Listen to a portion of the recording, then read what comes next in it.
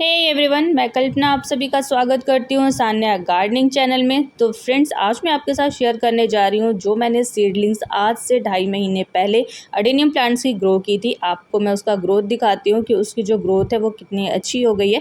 जैसा कि आप देख सकते हैं कि इसकी जो ग्रोथ है ना वो बहुत अच्छी हो गई है। ये जितनी भी सीडलिंग्स है ये सब 2.5 महीने की हो चुकी हैं और मैं अब इसके जो छोटे छोटे प्लांट्स हैं इनको निकाल के दिखाती हूँ कि इसकी जो रूट्स है ना वो कितनी अच्छे से डेवलप हो गई है।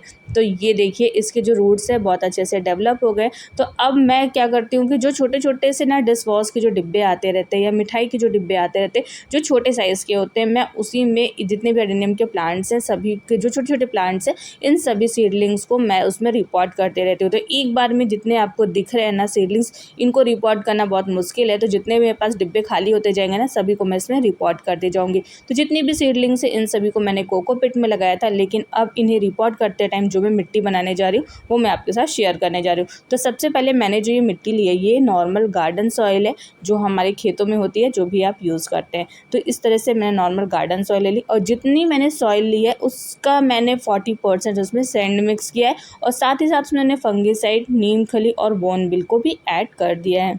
तो इन सभी को अच्छे से मिक्स कर देंगे और मैंने इसके लिए सॉइल प्रिपेयर कर ली है। अब साथ ही साथ जितने भी मेरे पास डिश वॉश या फिर जो जिसमें छोटे छोटे से मिठाइयाँ आती हैं ना वो वाले जो डिब्बे हैं ना उन सभी को मैंने ले लिया है और उसमें नीचे मैंने ड्रेनेज होल बना लिया। उसी में मैं इन सभी मिट्टी को अच्छे से भर दूँगी और उसके बाद मैं इसमें एडेनियम प्लांट्स को लगा दूँगी। और फ्रेंड्स, मैं इसी तरह की मिट्टी में कम से कम 5 साल से एडेनियम प्लांट्स को ग्रो कर रही हूँ और मेरे एडेनियम के प्लांट्स जो हैं वो हमेशा हेल्दी रहते हैं और विंटर सीजन में भी जो मेरे प्लांट्स हैं वो मरते नहीं हैं, बहुत लंबे टाइम तक चलते रहते हैं। विश्वास ना हो तो आप जाकर के मेरे चैनल पे आप देख सकते हैं। मैंने एडेनियम प्लांट्स को बहुत बार शेयर किया है कि उसमें किस तरह की फ्लावरिंग हो रही है और इसकी केयर किस तरह से करें। तो फ्रेंड्स, इस तरह से मैं जितने भी मेरे पास प्लांट्स हैं जिनकी ये जो ग्रोथ है बहुत अच्छी हो चुकी है, जिनकी जो रूट्स है अच्छे से डेवलप हो गए, उन सभी को मैं इस टाइम में रिपोर्ट कर दूँगी। वैसे विंटर सीजन आने वाला है और ये डोरमेंसी में जाते हैं, लेकिन इन्हें कम पानी दे करके और थोड़ा सा शेडी एरिया में रख करके ना हम इन सभी प्लांट्स को सेव कर सकते हैं। तो इस तरह से मैंने कुछ प्लांट्स को रिपोर्ट किया। उसके बाद मैं इसमें थोड़ा सा पानी दे दूंगी और अभी फ़िलहाल ये फुल सनलाइट में रहना चाहते हैं तो इस समय आप इन्हें फुल सनलाइट में रखिए। और कुछ टाइम के बाद जब जैसे ही विंटर सीजन स्टार्ट होगा ना तब आपको क्या करना है, इन्हें पानी बिल्कुल कम देना है और शेडी एरिया में रख देना है, तब ये बहुत अच्छे से पूरे लंबे टाइम तक चलते रहते हैं।